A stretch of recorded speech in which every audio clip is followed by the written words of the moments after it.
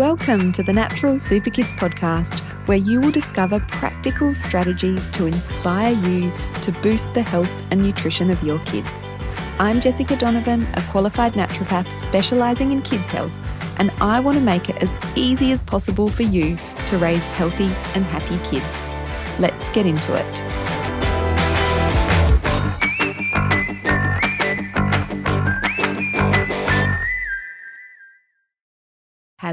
Hello, everybody. Welcome back to the Natural Super Kids podcast. If this is your first time listening, welcome. I'm so happy to have you here, and we have plenty of episodes for you to binge listen to if you enjoy this episode. So here in Australia, we are in the throes of winter, which means the winter illnesses, the infections, all that fun stuff that us parents have to deal with. And so we're doing a bit of an immunity series, and I am going to be talking about fever today. Now, we've covered this on the podcast before, episode number 73. I tend to do some content on fever every winter because there's more than one way to look at fever. I want to open parents' eyes up to the fact that fever is not something we need to fight off when our kids are sick. Yes, of course, we do need to be cautious around fever, and I'm going to be talking about that today. But today I want to talk more about some of the common medications that are used for fever in children and adults. We're talking about paracetamol and ibuprofen and, some of the downsides to these medications that are so common and so popular that not a lot of people think twice when they are giving these medications. And look, I'm certainly not a purist. I take paracetamol and ibuprofen at times. My kids take paracetamol and ibuprofen at times. But I think it is important for us to raise awareness about some of the downsides of these medications and why it's not always a good idea to reach for the medication as soon as our children have a fever. Because when kids fall sick, that's what many parents do. I've even talked to parents that give things like paracetamol and ibuprofen as a preventative, just in case their kids are teething or have a restless night. And I just cringe at that because, these are medications that we do need to be careful with. So let's start by talking about fever, because a lot of the time there is no need to treat a fever. Of course, we do have these medications available to us if and when we need them, but the marketing for things like kids Panadol is really designed to make us believe that it is, really safe. If we're not using it, we are doing our kids an injustice. The beautiful ads portraying caring mums that are doing their best for their little ones and making sure that there is no discomfort at all. But, I think that in life we do need to have discomfort. It's not always something that we need to fight. And so, I just want to sort of help people think a little bit differently about this. And so, of course, paracetamol, ibuprofen will help our children feel more comfortable. They will help everyone get a better night's sleep, so they do definitely have their place. But what we need to understand is that fever is actually a healthy and natural response to a challenge that the immune system is facing, like an infection. It is a healthy way for the body to support immune function and to fight off bugs. So when we're giving our kids medication to drop that fever, we are interfering with the body's natural ability and natural immune function, if we like. So let's have a look at why a fever is healthy. So when our kids get a fever, and this applies to adults as well, it actually stimulates immune function. So when the body temperature rises, it makes the immune system more efficient. So if we bring down that fever, it can kind of lead to an infection being longer lived. So that should be motivation to think twice about, do we need to bring this fever down, or is this fever actually quite healthy? And I'll get to, the the nitty-gritty of that in a moment. The other thing that fever does is it helps to slow down the infectious microbes that are causing the illness. So germs, microbes, infections, they grow and spread quickly. But a fever helps to slow down this growing and spreading, which gives the immune system a chance to get on top of the infection. And the last thing that a fever does is it helps to slow down our kids when they're sick, which is what they should be doing, resting. And particularly, busy kids and at certain ages, it can be really hard to get our kids to rest adequately when they're sick. So when our kids do have a fever, they slow down, they go quiet, they rest. And that is a good thing. When our child is fighting an infection, they need plenty of rest so that their resources are funneled into the fight against that infection. When we give them medicine to relieve the fever, they perk back up, and in no time they're running around using up that crucial energy to do what they normally do, and taking it away from their immune function. So this affects how well their system is able to fight off germs. We know when we're sick, one of the best things we can do is rest. And so a fever really helps our kids to rest. So whenever possible, we don't want to suppress a fever. In many cases, allowing the fever to do its job is the best way to get our kids well again in the quickest way possible. And of course, yes, we do need to be careful with fever.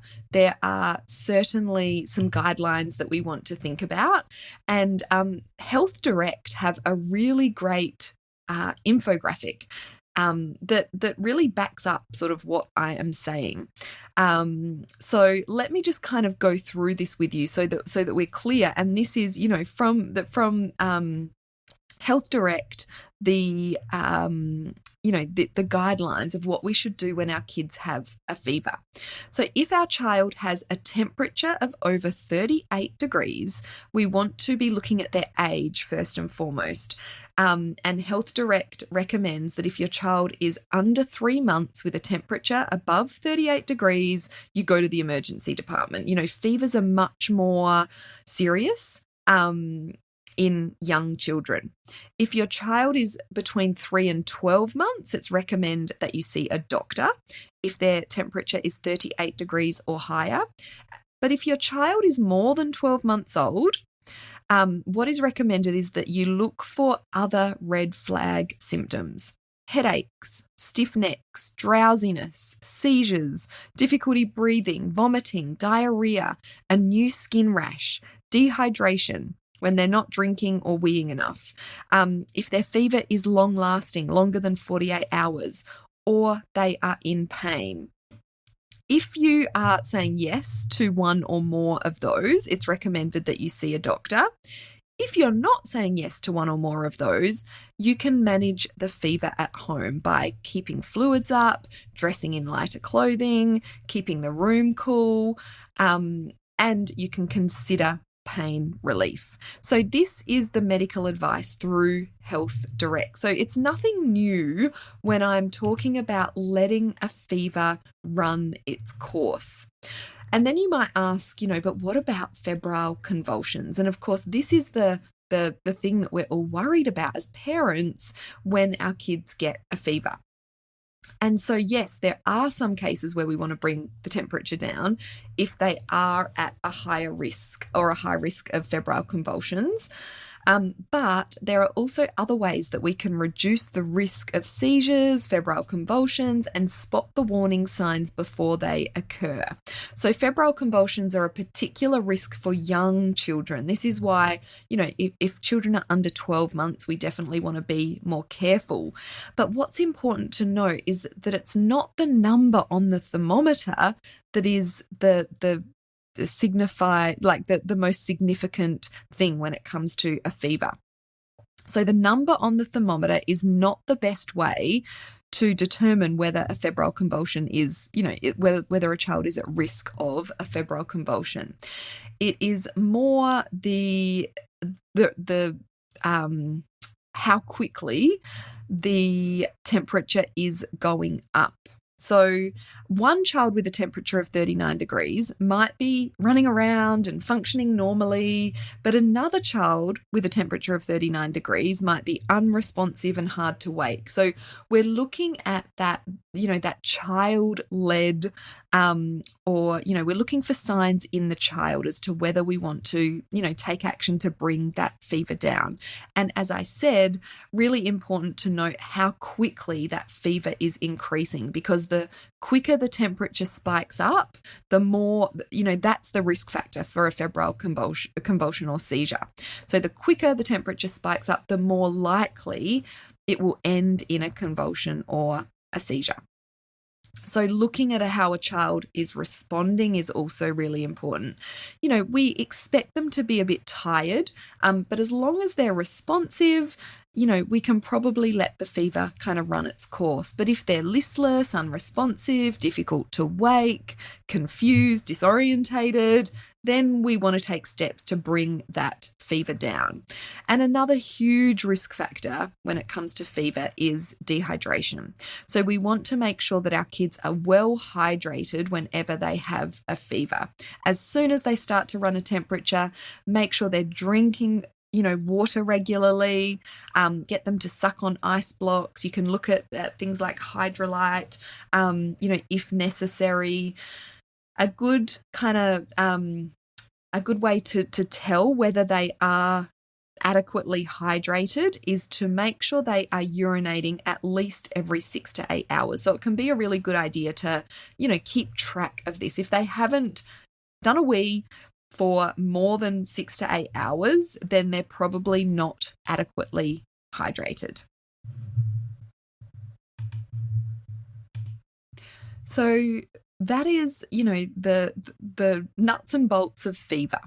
And if you are a Natural Super Kids Club member, we have a really great cheat sheet on managing fever in children that you can download from the club portal. As I said, there's that Health Direct infographic that you can have a look at as well. That's just available online. You can probably Google that. So let's have a look at the potential risks of using medication for fever. We know all medications have potential side effects, and compared to a lot of other medications, fever-reducing medications such as paracetamol and ibuprofen are relatively safe. But I still think it's important to, bring awareness to some of the downsides of these medications. So let's start with paracetamol, commonly known as Panadol here in Australia. So one of the key things about paracetamol is that it depletes glutathione. This is why we don't want to take paracetamol too often. So glutathione is the body's master antioxidant. It helps our immune system to function well. It plays an important role in our detox pathways, and paracetamol reduces the levels of glutathione in the body, which lowers our capacity to fight off infection. So you think about using paracetamol to bring down a fever, and we talked about the benefits of fever and how that actually supports immunity when our kids have a fever. And then when we add this kind of depletion of glutathione into the mix, there's some really good reasons that we might want to hold off on the paracetamol. Paracetamol use is linked to asthma and allergic conditions. So using paracetamol in the early years can lead to the development of asthma and atopic conditions. There was one study that looked at over 200,000 children across the globe and how much paracetamol they were given in their first year of life. The more paracetamol they were given, the higher the risk of conditions including asthma, eczema, and allergic diseases. So, that's a piece of information that not a lot of people are familiar with. And those, certainly those ads for Panadol, for kids Panadol, do not tell us, about that piece of information. So I will link to some information and studies and extra information about glutathione, and also this link between paracetamol and asthma and allergic conditions as well. And I did just also want to mention, because I know a lot of parents give paracetamol to help their kids cope with immunizations. And it's often a piece of advice that doctors give, is to give paracetamol before immunizations. But the goal of immunizations is to stimulate an immune response. So if we're suppressing this beforehand, it can interfere with how effective the immunization is. So studies have found that using paracetamol can reduce the production of antibodies in response to immunizations. And remember, that's what we want when our kids are getting an immunization. We want that production of antibodies. So for most kids, this is probably going to be a very small reduction, but it can add up in the future when they come across a nasty disease that they might be, being immunized against. So a good rule of thumb when it comes to paracetamol and immunizations is don't use it beforehand, but if they get a fever, they feel uncomfortable, they feel unwell after they've had an immunization, then potentially you can use paracetamol then. Of course, seeking medical advice on this is important. So that's Panadol or paracetamol. Now let's have a little chat about ibuprofen, really commonly known as Nurofen here in Australia. There are obviously other brands as well. So there are several well-known links between ibuprofen and gut issues. Ibuprofen use can lead to digestive upsets, bleeding in the digestive tract, and stomach ulcers.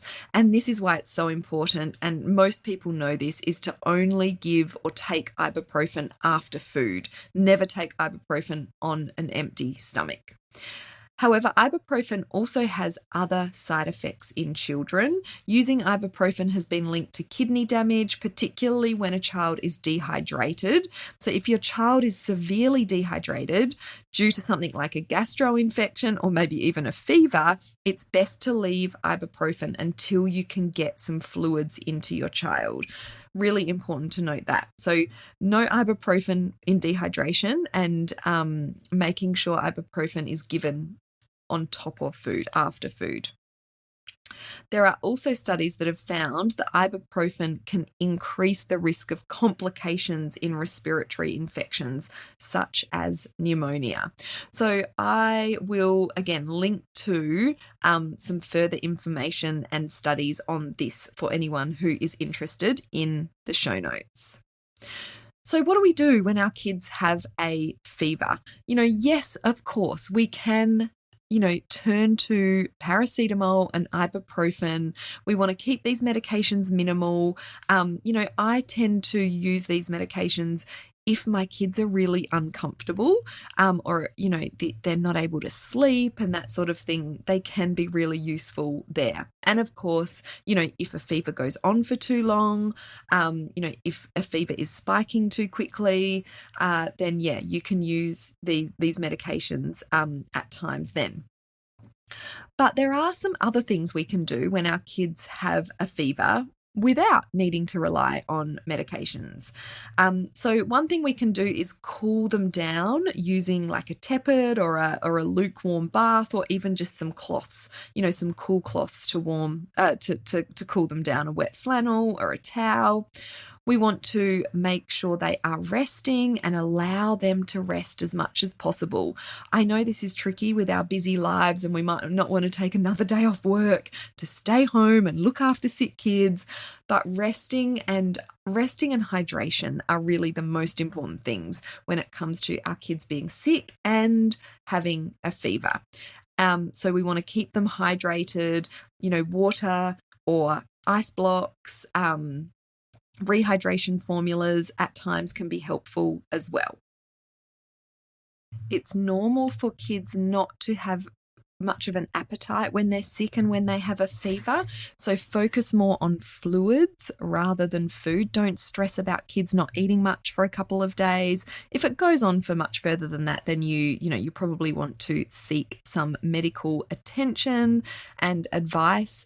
But there are also herbal medicines, yarrow, elderflower, peppermint, that can help to support the body's response to infection and fever, as well as keeping them hydrated. So, a peppermint tea or a yarrow tea, an elderflower tea, you can get a combination of all of these herbal teas. Even if it's served cool, can be really great for helping a child or helping to support the body's response to infection and fever. I hope that has helped you think about some of these common medications a little bit differently, and also about fever differently. I'd love to hear from you. One of the best ways to get in contact with us is over on Instagram at Natural Super Kids. You can send us a private message. Let me know, what you have learned from this podcast episode, and make sure you're following us over on Instagram as well, because we always share some sort of supportive information to these topics that we focus on in the podcast. Thank you so much for listening, and I will talk to you soon.